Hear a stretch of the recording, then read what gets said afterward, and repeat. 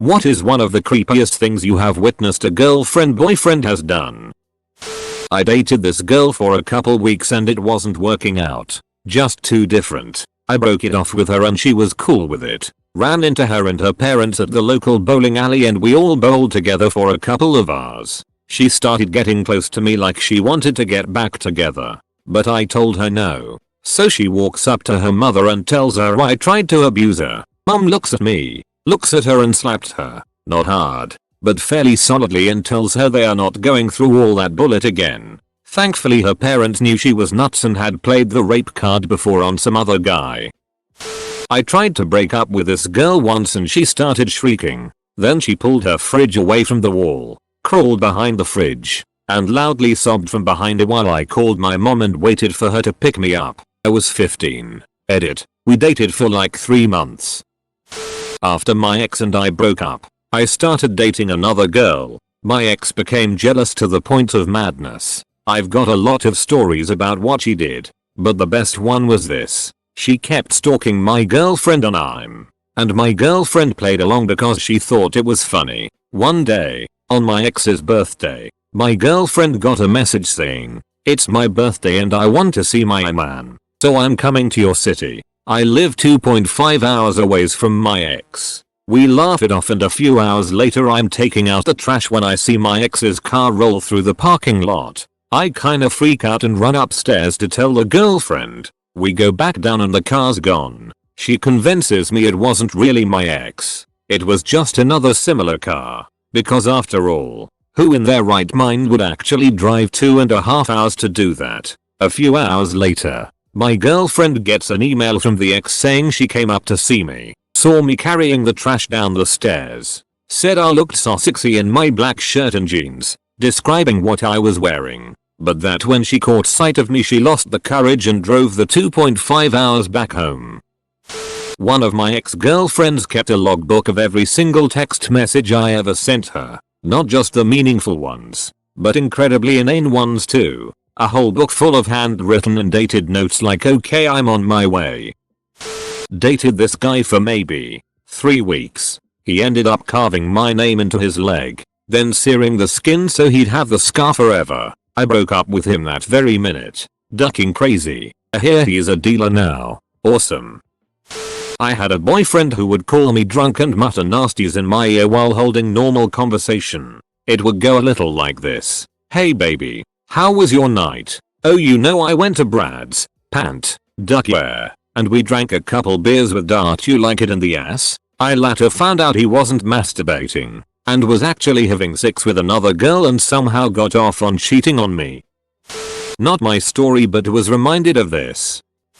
I had a girl I was dating one time out of the blue tell me I've been talking to God about you, and he told me you have your heart closed to him. I said, quote, don't talk with God about me." The funny thing is it turned out she was super religious and I didn't know it, and also a virgin. When we eventually had sex the first time, oral, she had a massive orgasm and immediately started crying. She said through tears and sobs, "I'm going to hell now." I could feel my soul leaving my body. I mentally high-fived myself. I just went down on a chick so thoroughly, she thought I licked her soul out of her snatch. But going to hell was apparently a big deal to her, so she insisted we not do anything like that again. 2 weeks later we were making out and she out of the blue wanted to go all the way and lose her virginity. I'm not an idiot, so I didn't raise any philosophical questions about what had changed. I was also 18 years old, so I didn't think of any. After we were done, I couldn't hold back any longer and said what happened to not wanting to go to hell. She said, "Oh, I talked to God and he said sexual pleasure was his gift to people because he loves us." That was the moment I realized how fluid people's firmest religious convictions are. They are 100% certain they know God's mind, until it conflicts with something they want to do. Then they're 100% certain God wants them to do that. Thanks God. I owe you one, buddy. TLDR. One time in college God was my wingman and got me laid. I'm pretty scared that I'm that crazy and weird girlfriend that my exes talk about. I once had a girl who liked me take me for a ride through hilly, curvy country roads, taking 20 miles per hour turns at 60, laughing hysterically saying, Hahaha, I'm crazy, while blaring fast-paced dubstep. She was offended when I grabbed the OID handles. He stalked me for more than 2 years because Jesus told him he needed to save me. Restraining orders do not work on crazy.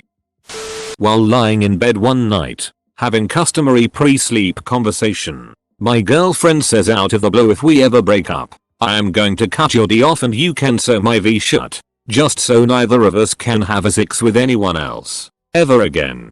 Ding ding ding. Tell him what he's won. Bob, Abra and NEWWWW ex-girlfriend. Edit. My D remains intact. More than what is one of the creepiest things you have witnessed a girlfriend boyfriend has done? Me. So, you're asking me if any of my old girlfriends have ever rubbed my jizz on a page of their scrapbook that they may preserve my essence for posterity? Nope. Can't say that they have. Wasn't a girlfriend, but the first girl I ever kissed started cutting herself and showing me at school. She told me that she'd kill herself if I didn't become her boyfriend. We were on Skype one night and I wanted to go to bed. This had apparently meant that I was going to cheat on her or summit. I don't know, the itch was crazy. Anyway, she yells a little, then grabs a knife and starts shrieking while rocking back and forth, cutting herself on webcam while crying. TLDR, I stuck my D into another dimension.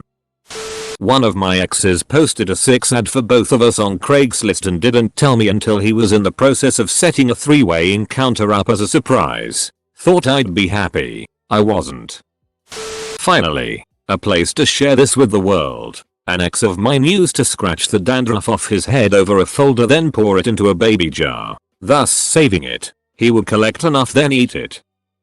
I caught my ex-fiance calling escorts, 11 separate calls, on a business trip, as well as contacting girls on casual encounters on Craigslist. He also was looking up sensual message parlors and had a listing on the casual sex site hornymatches.com that had him and the location of the business trip. Against my better judgment, I gave him another chance. 1.5 years later, after I was finally starting to feel better about what had happened before, I caught him contacting another person on casual encounters again. I continued to stick it out because finances had me completely over a barrel, and I was critically depressed over the fact that I had contracted genital HSV-1. I cannot prove that it came from him, but I never had symptoms before. I had been with only him for 2 years. Just a few months ago, I noticed that he was attempting to do a Google search for naked, underage, prepubescent girls, although I don't think he actually found any images that way.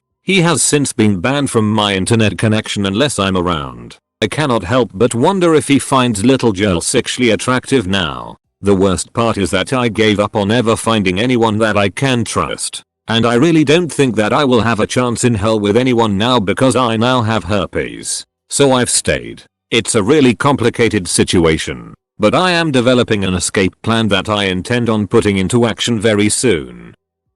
Faked a pregnancy and told me she told her parents. She said her parents would tell my parents if I didn't do it first. I get that pit in my stomach just thinking about this again. We were both 16. I worried heavily for 2 weeks before getting the courage to tell them. Thankfully she stopped me just in time to let me in on her lol joke. I didn't date for 4 years after that. If you're reading this, Megan G, duck you.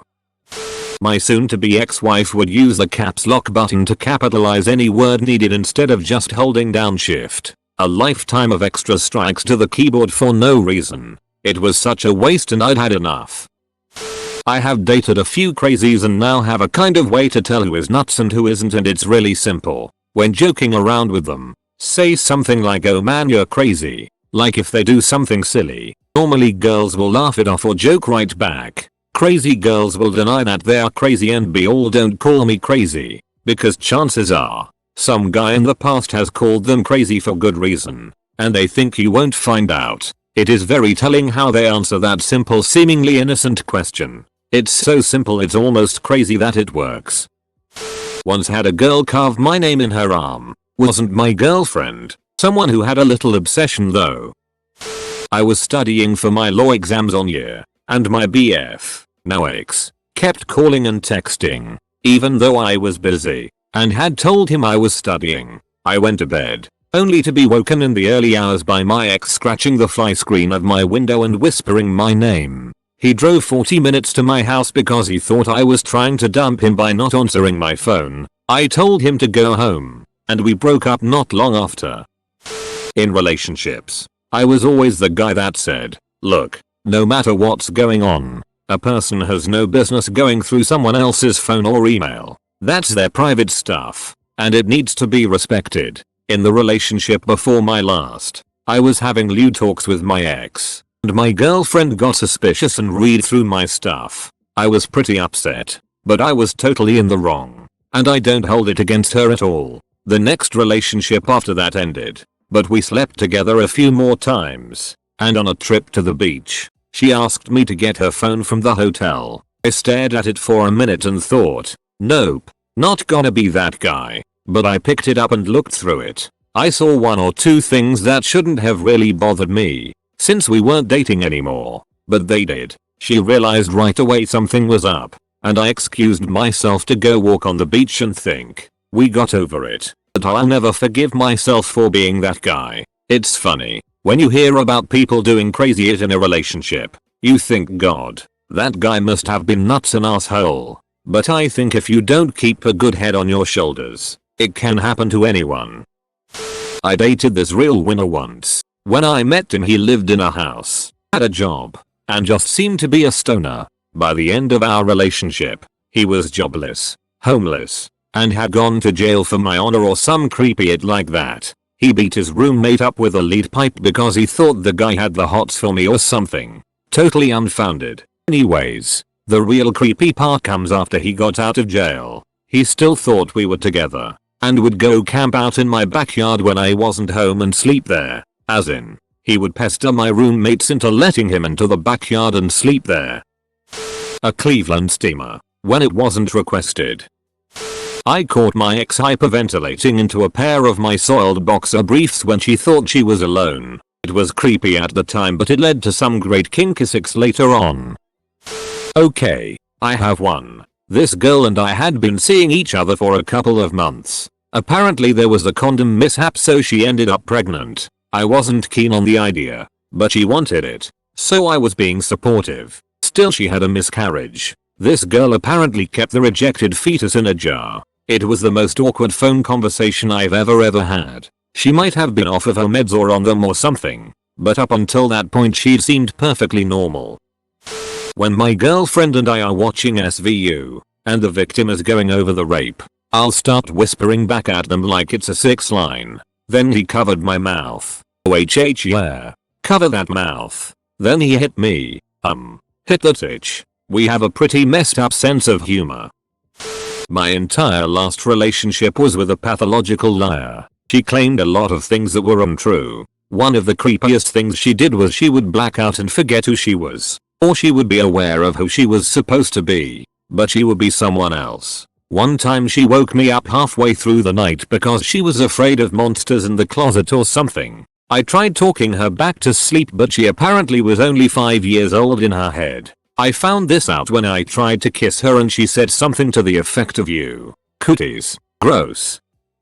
In 2006 we were friends with a girl. I had a crush on her. She rejected me. I've suffered for some time and moved on. Then we gradually started to communicate again, as a friends. Later there was couple of times when she proposed to start it over. I politely refused as I wasn't interested in her anymore. We still communicated from time to time. One day we were drunk and made out. Rest of the night consisted of her asking me to be with her and me vigorously refusing and explaining that I really don't want to even try. I thought that the question was resolved. Now, the creepy part. One day, maybe it was my birthday but I'm not sure, she gave me a box with little rolled up papers inside and told me to read one of them every day. I'm not very obedient person, so I started reading them all and they all were like "I'm still thinking of you. We can be together" and so on. It's not as creepy as other stories here, but creepy enough to me. It all ended well. I threw the box out in a few days.